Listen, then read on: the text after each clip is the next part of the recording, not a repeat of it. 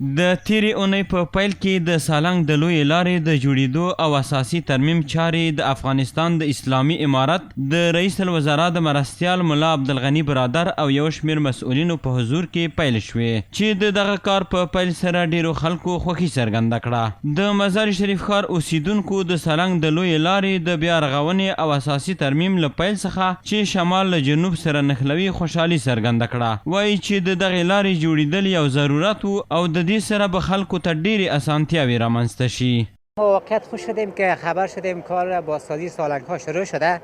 و از این بسیار از امارت اسلامی خوشحال هستم که این کار بنیادی است، یک کار اساسی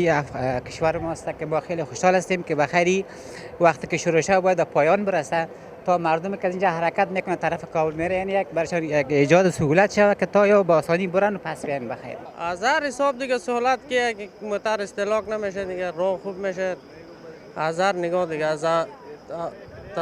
حادثه ترافیکی کم میشه، بسیار راحتی میشه، مسافر زودتر میرسه در منزلش.